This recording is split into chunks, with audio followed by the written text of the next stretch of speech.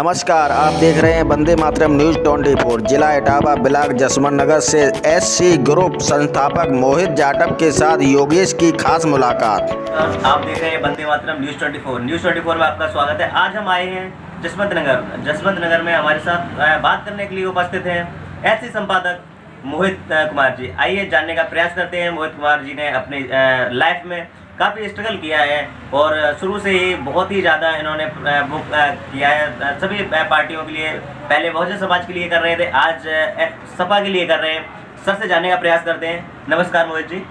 मेरा नाम मोहित जाटव है और मैं एससी ग्रुप का संस्थापक हूँ। मैं इस टाइम प्रगतिशील समाजवादी पार्टी में कार्य कर रहा हूँ और मैं माननीय श्री शिवपाल सिंह यादव जी के साथ काफ़ी समय से जुड़ा हुआ हूँ। और मैं जनता को ये बताना चाहता हूँ कि आज जो ये बीजेपी सरकार है उसने देश में पूर्ण रूप से भ्रष्टाचार बगरा रखा है और भ्रष्टाचार के साथ साथ आज महिलाएं सुरक्षित नहीं हैं, किसान भी सुरक्षित नहीं है, गरीबी बढ़ती जा रही है और गरीबी के साथ साथ महंगाई भी बढ़ रही है। देश में महंगाई के कई एक कारण हैं। इन्होंने कभी सर क्या कोई कारण, ऐसे क्या कारण है सर जिसे आप लेके बीजेपी सरकार पे जो भी है सर बताएंगे सर? देखो, गरीबी का मुख्य कारण है अशिक्षा। पहली बात तो ये है, इन्होंने लोगों तक शिक्षा नहीं पहुंचाई पूर्ण तरीके से। जो बच्चे पढ़ रहे हैं उन्हें संसाधन प्राप्त नहीं हुए और संसाधनों के अभाव से उनके पास शिक्षा नहीं पहुंच सकी और शिक्षा की वजह से वो और गरीब होते जा रहे हैं। तो मेन चीज़ जो हमारे उत्तर प्रदेश में चल रहा है, सबसे ज़्यादा हम शिक्षा को महत्व देते हैं। इन्होंने कोविड-19 का बहाना लेकर शिक्षा को बहुत पीछे कर दिया है और शिक्षा के साथ साथ लोगों को हिंदू राष्ट्र बनाने के लिए भड़काते हैं। हिंदू मुस्लिमों में लगातार दंगे और झगड़ा कराने के लिए जो SC ST OBC समाज के लोग हैं उनको ये बताया जाता है कि राम भगवान है, कृष्ण भगवान है। चलो, हम उन्हें अपना आदर्श मानते हैं, हम किसी का विरोध नहीं कर रहे हैं, लेकिन जब OBC समाज के पढ़ाई की बात आती है, शिक्षा की बात आती है, तो ये लोग उन्हें जातिवाद तरीके से देखते हैं और उनका कभी सहयोग नहीं किया है।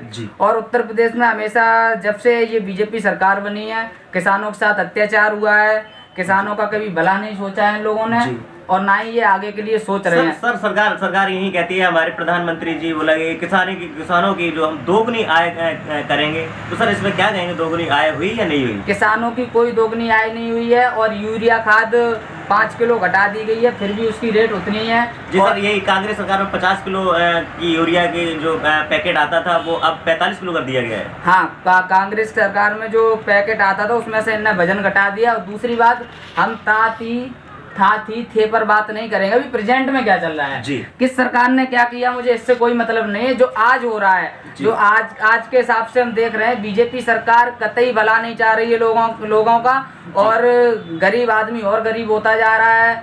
महिलाएं सुरक्षित नहीं है, आए दिन अपहरण, मर्डर, लूट होती है। महिलाएं आज भी अच्छी तरीके से रोड पर नहीं निकल सकती हैं। और बीजेपी का कहना ये है कि बेटी बचाओ बेटी पढ़ाओ। सर, यही आप बात कर रहे थे अभी की शिक्षा से जुड़ी, तो इस माध्यम में आप क्या कहेंगे? टेट और सुपर टेट के जो एग्जाम रिजेक्ट हुए हैं, इस बारे में सर क्या इसमें बीजेपी की कोई चाल कहेंगे या फिर ये चुनाव टाइम चल रहा है, क्या कर सर? टेट और सुपर टेट में टेट का सर, सॉरी, ठीक है, टेट और CTET में पूर्ण रूप से, ठीक है, बीजेपी सरकार किसी चीज पर गौर नहीं दे रही है। पेपर लीक हो रहे हैं, ठीक है, ये पूर्ण रूप से इन सब चीजों के जिम्मेदार बीजेपी सरकार ही है जी, ठीक है। और दूसरी बात आपको हम बता दें कि जो बीजेपी सरकार है, जो शिक्षक और भी जो मजदूर लोग थे, गरीब आदमी हैं, इन पर किसी चीज़ पर गौर नहीं दे रही। कुल मिला के उन्हें पैसे वाला होता जा रहा है, गरीब आदमी और गरीब हो रहा है। सर, ऐसे कोई कारण गिनाएंगे सपा के जिससे आप ये कह सकें कि बोला कि शिक्षा सही थी या फिर जो भी चल रहा था वो सारा कुछ सही चल रहा था,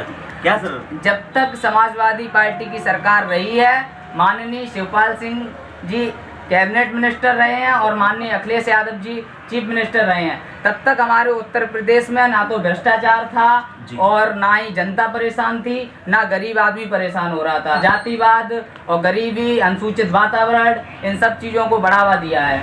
जी सर, जैसे कि आप कह रहे थे, बोले सपा सरकार में काफ़ी अच्छे कार्य हुए हैं और एसपी की जो आप बीजेपी की बात कर रहे हैं, सॉरी, बीजेपी में ऐसे कौन से कार्य हैं जो अधूरे पड़े हुए नहीं हो रहे हैं सर? बीजेपी सरकार में हम आपको कई एक अधूरे कार्य गिना जी।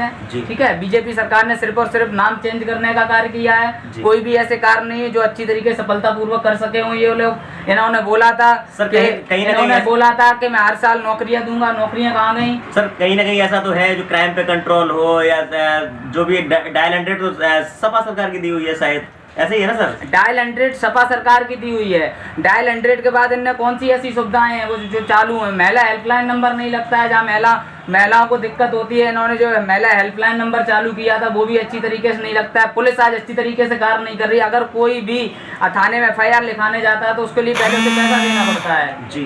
और जब सपा शासन था तो पुलिस प्रशासन पूरी ईमानदारी से अपना कार्य निभा रहा था। जी जी सर, यही हम बात कर लेते हैं। जो आप बेरोजगारी की बात कर रहे थे तो काफ़ी जब नौकरियां नहीं, अभी आप सर ने जैसे कि बात कर रहे थे अभी आप, तो 69,000 की भर्ती निकाली थी तो सर, तो उसमें तो 69,000 टीचर बने हैं ना सर? 69,000 टीचर कहाँ बने हैं? क्या दिक्कत आई है वहाँ पे? दिक्कत क्या है? दिक्कत आपके सामने दिख रही है, पेपर लीक हो रहे हैं। ठीक है, और 69,000 शिक्षकों की आप बात कर रहे हैं। शिक्षक मान लो आप अभी प्राइमरी स्कूल में जाके देख लो। ठीक है, कहीं भी आप जाकर देख लो, कहीं भी कोई भी इनका कार्य अच्छा नहीं है बीजेपी सरकार में, और मैं बीजेपी सरकार का पूर्ण रूप से विरोध करता हूँ। सर बीजेपी सरकार में 3 एक्सप्रेस वे निकले हैं, जैसे कि Purvanchal express way, Bundelkhand express way और इधर दिल्ली हरिद्वार। हमारी सपा सरकार ने एक्सप्रेस वे नहीं निकाले थे सर। ये प्रोजेक्ट अखिलेश जी का था या फिर इन्होंने निकाला? ये सारे प्रोजेक्ट अखिलेश जी के थे। इन लोगों ने सिर्फ उस पर कार्य थोड़ा बहुत जो रह गया तो उस कार्य को कराया है। एक घाटमपुर में बहुत बड़ा पावर प्लांट बनाया है बिजली पावर हाउस का, तो उसमें 24 आवर उत्तर प्रदेश को बिजली देने का कार्य हुआ है। तो सर उसमें क्या कहेंगे? उद्घाटन सपा सरकार में हो गया था, अब वो श्रेय किसके नाम पे जाएगा? बीजेपी के नाम पे जाएगा सर या फिर सपा के नाम पे जाएगा? वो देखो, अखिलेश जी ने कई एक ऐसे कार्य किए थे जो उनके कार्यकाल में पूर्ण नहीं हो पाए, रह गए थे। तो उन सारी चीज़ों को, ठीक है, जैसे कि अभी 2022 में जल्द ही चुनाव आने वाला है, 3 महीने 4 महीने के अंदर चुनाव होगा। तो सर किन किन मुद्दों पे चुनाव होगा? ये चुनाव शिक्षा, बेरोजगारी, गरीबी, किसानों के साथ जो इन्होंने गलत किया है। अगर हमारी सरकार आती है तो हम सबसे पहले कोई भी कानून लागू करेंगे तो सरकार से, किसानों से पूछ के करेंगे और किसानों के हित में बात करेंगे। तो सर यही हम बात कर लेते हैं किसानों से जुड़ी हुई। तो किसानों की दोगुनी आय नहीं हुई है, और एक गायों का क्या कहेंगे सर? जो आवारा पशु हैं उनके लिए दिन में किसान खेतों में काम करता है और रातों में सर क्या गायों का रखा था या आवारा पशुओं, क्या सर क्या चल रहा है बताएंगे सर? देखो, किसान जो है, किसान पूर्ण रूप से परेशान हो चुका है। और इन्होंने पशुपालन जो खोले थे, आज आप पशुपालनों में जाकर देख लो, पशुपालनों की जो कंडीशन हो चुकी है, तो वहाँ तो ना तो अच्छी तरीके से बैरियर लगे हुए, ना उनको खाना के लिए संसाधन है, केवल नाम के लिए इन्हें पशुपालन खोल दिया है। वहाँ कोई भी व्यवस्था नहीं है पशुपालन में। जैसे कि योगी सरकार कह रही है, बोला कि हम बीजेपी ये कह रही है सर, बोला कि हम 30 रुपए प्रति गाय के हिसाब से वहाँ से पैसे देते हैं। तो जो इसमें क्या कहेंगे सर? बोला 30 रुपए से गाय का पेट भर सकता है दिन में? ये 30 रुपए से किसी एक 3 किलो भूसा आएगा। 30 रुपए से इंसान का पेट नहीं भरता है, तो वो तो गाय है। गाय का पेट कहाँ से भर जाएगा? केवल, और इन लोगों का सिस्टम रहता है केवल दिखावा करना।